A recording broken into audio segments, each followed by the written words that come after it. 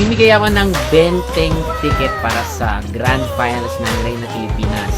Napakasimple lamang na mechanics, kaya lamang po ay kailangan magpunta dito sa 42 Scout Borromeo at maglalaro po tayo ng tumbang lata. So gamit-gamit ko ang aming pinakabagong Haraba Slippers ng Jojo Bragais. Ang kailangan nyo lamang pong gawin ay siguraduhin tamaan ang mga lata at sa unang blow dapat matumba nyo lahat ng lata. So bibigyan namin kayo ng 3 pagkakataon. Kapag isa sa 3 pagkakataon ay naubos nyo ang isang buong lata, kayo po ay mananalo ng ticket para makapanood ng live ngayon pong darating na August 7. Diyan po yan sa Newport Performing Arts Theater.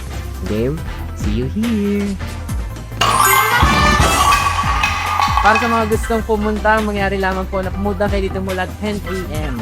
hanggang 1 p.m. See you guys!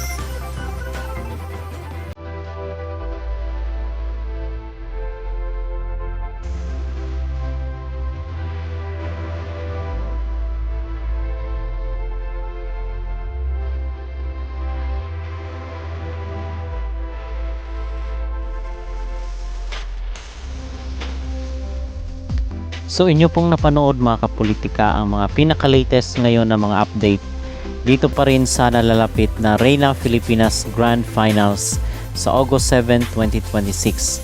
At inyong napanood sa first part ng video yung pa-promo ngayon ni Sir Jojo Bragais dito sa sa kanyang office sa Jojo Bragais Shoes sa Quezon City, kung saan is mamimigay siya ng free tickets doon sa first 20 na pupunta doon, and then merong pag-games na pag nanalo ka doon sa games na yun is makakatanggap ka ng free ticket dito sa finals ng Miss Reina Filipinas para sa taong ito.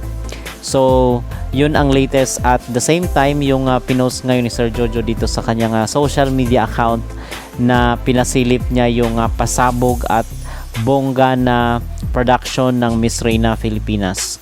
At dahil nga yung yung iba sa mga equipment doon is galing pa mismo sa Thailand, dahil personally is pinahiram ni Mr. Nawat para mabigyan ng magandang production at entertainment ang mga pageant supporters na manonood ng Reina Filipinas 2026.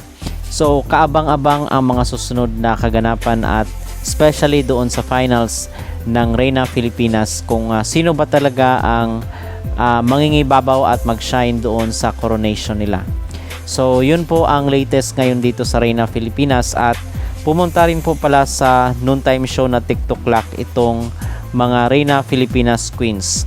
Reina Filipinas 2026 candidates proved that confidence is the best accessory as they turned affordable Divisoria fashion into runway looks during their guesting on TikTok Clock. From creativity to charisma, each Reina brought their own flair to the runway.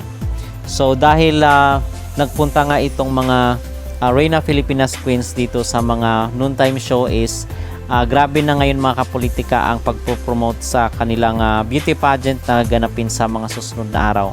So I believe na itong pag-guest ng mga Reina Filipinas Queens dito sa mga show ay kabahagi para sa promotion ng kailangang Grand Finals dito sa Performing Arts Theater. Okay, so kaabang-abang at atin pong i-update from time to time ano po ang mga kaganapan dito mo, especially sa Reina Filipinas. At inaabangan talaga ng lahat mga kapolitika yung pasabog at yung high definition na video na kukuha dito sa sa magiging event ng Reina Filipinas sa August 7, 2026. Okay? So, I hope na yung expectation ay ma-turn into reality.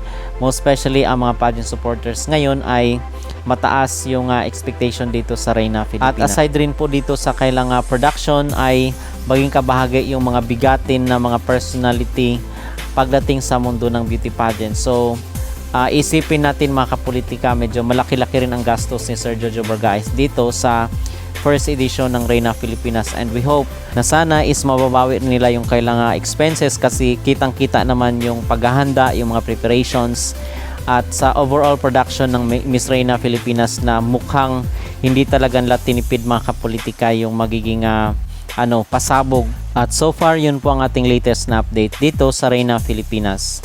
Ano po mga kapolitika ang inyong expectations dito sa magiging overall na production ng nasabing beauty pageant? Mag-comment down below at huwag kalimutang mag-like at mag-subscribe na rin kayo para updated kayo sa ating mga latest issue.